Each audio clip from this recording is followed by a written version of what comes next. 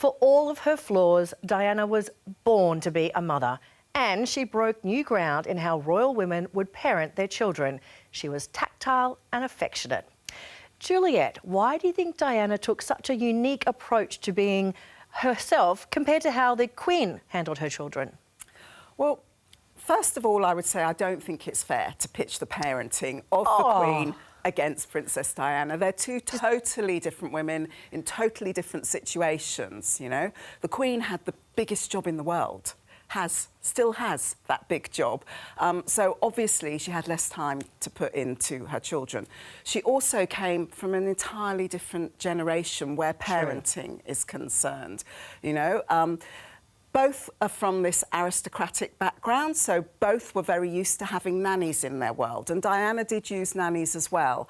But, you know, Diana had been a children's nanny, she'd worked in a children's nursery, she loved children, so she was always going to be very hands-on with her own children. She really enjoyed being with them, and I think that's the thing that people pick up on the most, that she was very hands-on with them. You know, Harry and William talk about how fun she was, and that's very different to that stiffer approach that we've seen from the Queen. I can see your point, but I do think that she did break the mould. Do you think, Deb, that maybe her own upbringing may have had a point of difference in it? Absolutely, and I think also how she would have perceived Charles' upbringing would have had had her concerned. But she said that she had a very unhappy childhood, and she watched her parents' marriage disintegrate. She watched as her mother left the home, then her father get in custody, actually being separated from her mother. So she says it was unhappy. She had a stepmother who she didn't relate to, Rain. So she didn't want that for her own children. She wanted to be a hands-on mum, and to Juliet's point, she would have seen this through her work at the kindergarten, but she also would have seen, as we saw with Charles, not wanting to talk about relationships and love, how stiff upper lip the royal family were, and she did not want that for her own family. So Diana famously took her boys undercover to see how regular folk lived, ensuring that they knew the privilege that they were born into. So, Mark, how much do you think this inspired her own passion projects and the boys' passion projects now? I think it had a huge impact on the boys. In fact, we've got a photo up there on the board of Diana and that famous bomb equipment with halo on it, and she visited a minefield. She had the face mask on. When Harry grew up, he did exactly the same thing. He went to inspected a minefield in Mozambique. Diana once told her biographer Andrew Morton that she wanted her kids to know that there was more about life than Range Rovers, shotguns and nannies. Famous quote. And I think she was very determined to make sure they saw another side of life. She took them to homeless shelters and they got to experience that, and 100% that did play a part in how they saw the world later on. Now, Deb, Diana insisted on bringing baby Prince William when she and Charles toured Australia and New Zealand in 1983. How do you think that demand would have been received by the palace? Not very well, I would imagine, because you've got the heir and the spare on the same flight. If nothing else, just the practicality of that should something untoward happen. But I think it was that she did that so endeared her to most of us. You know, she was a mum. She wasn't going to be like the Queen and leave her child at home for, you know, well over a month. She was going to take her baby with her, and I think that we loved that when she came to Australia, and I think that showed her to be very real and very much it was saying to the royal family, I am not raising these boys in the way that you want me to or the way that you have. So a complete break with protocols for going back many years. And of course Prince William did the same. He brought his son when he was pretty much the same age to Australia. So, you know, she really did break the protocol. It's kind of like parent first, royal second. Yeah. I like it. Juliet, Diana was seen as a fun mum and very hands-on, but you'd like to point out that she wasn't actually there all the time. No, well, of course, like many children in Britain's upper classes, you know, they went to boarding school, they went to Eton, so they weren't there during term time. And then in the holidays after the divorce, the children were split between Charles and Diana, and we often saw Diana off on holiday on her own with various other people. So she wasn't there 100% of the time with her boys, no. So, Mark, we've seen a huge part of why Diana still fascinates us. It's because we see so much of her in William and Harry. Do you think, and this is a big one, would Diana agree with Harry's decision to step back from royal duties? It is a big question. I don't know. When Diana was in the royal family and was embraced by the royal family, she was very involved in charities. After the divorce, she really pulled back from royal duties. Who does that remind you of? Perhaps Harry. I think she would have understood what Harry was doing. We can talk about how she'd feel about the split. That's a whole another issue. But I think she would have understood what he's doing because she got what the demands of the royal family meant and how onerous that could be. So I think she would have said, fair enough. I'm interested. What do you think, Juliet?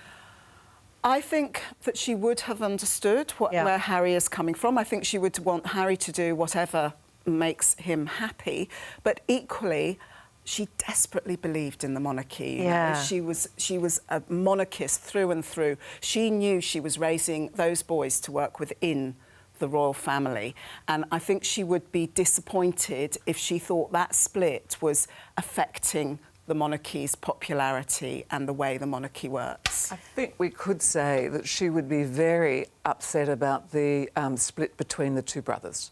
Yes. If nothing else, the fact that William is in one camp and Harry is another, because those boys were very, very close. And family is everything to her. So I think that we could probably speculate pretty comfortably on that one. Juliet, the role of Prince Charles often gets overlooked, but he had an enormous influence on his sons, didn't he? Yeah, he definitely did. I mean, you have to remember that after Diana's death, it was Prince Charles who brokered that deal with the media. You know, that was hard fought, and that deal meant that his sons were kept from that intrusion, that media intrusion, that, you know, Harry and William have talked a lot about how much that affected them. We all know how it affected Princess Diana in a very tragic way.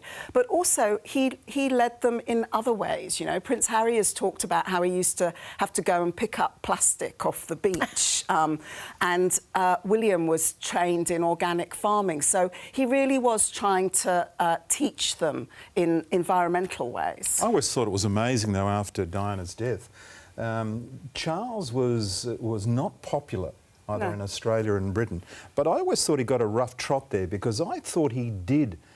Whatever talent he had as a father really came to the fore after Diana died. He must have done something right because those boys did turn out to be pretty incredible, and given what they went through, to have a mother die in those circumstances, to have the attention, I actually think both William and Harry are quite well adjusted given what they've been through. And I think Charles had a hand in that. Yeah, definitely. And I also think you can see the pictures of Charles with his sons in those years after Diana's death.